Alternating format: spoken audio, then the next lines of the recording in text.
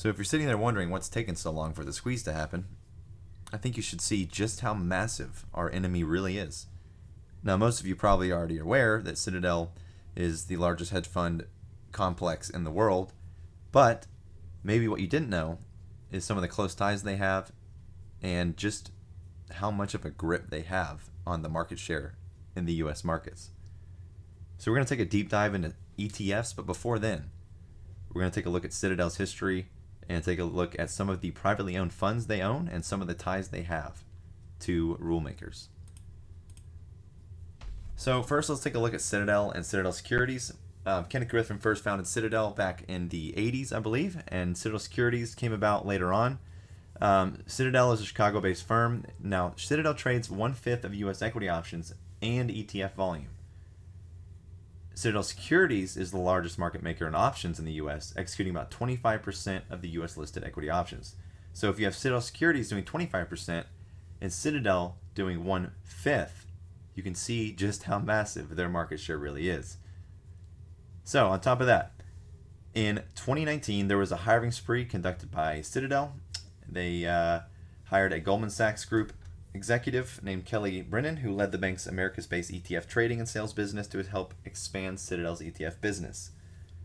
And that is exactly what they did.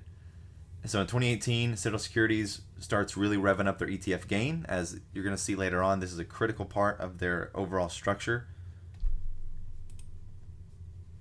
Now, Citadel Securities also executes about 13% of U.S. consolidated volume in equities and 28% of U.S. retail equities volume. So every time retail makes an order, they get paid using payment for order flow. And according to the Wall Street Journal, 1/3 of stock orders from individual investors is completed through Citadel, which accounts for 10% of the firm's revenue. So just from orders alone, that makes up 10% of Citadel's revenue. So whenever Citadel Securities, if they do 100,000 trades, Citadel LLC gets paid for every single one of those transactions. And on top of that, 40% of Robinhood's revenue gets sent straight to Citadel Securities and to Sigma Securities as well. Now, this is interesting because this is a lot of what's going on right now. Over a 2-year period until September 2014, hundreds of thousands of large OTC orders were removed from its automated trading processes, rendering the orders inactive. Now, this is what's happening today. So now, when the orders are rendered inactive, and we've seen filings about this, they have to then be handled manually by human traders. And once that situation emerges, Citadel can then trade for its own account on the same side of the market that it would have satisfied the orders without immediately filing the inactive orders at the same or better prices.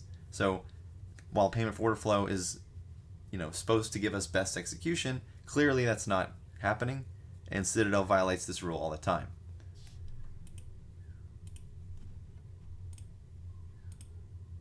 So these are these are all of Citadel's privately owned funds. Now, what do you see here that's in common? They're all located in the Cayman Islands except 3. We have one that's located in China. We have 2 that are located in Colorado. So we have 15 private equity funds here. Now, you will be shocked at the amount of ETFs that each one of these different private owned funds owns. It's insane. And guess what? The QFIC Master Fund, guess who their key principal advisor is? That's right, Ben Bernanke, old Fed Reserve chair. So if you don't see just how entangled this web of lies is and how big this really is, it's insanity. So some close ties.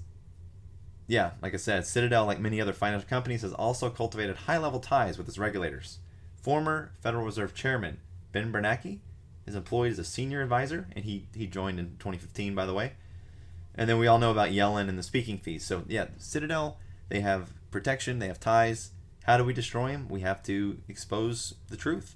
And again, what's coming up next in the next video is the massive trail of ETFs. It's a rabbit hole that I still haven't gotten out of. So bear with me.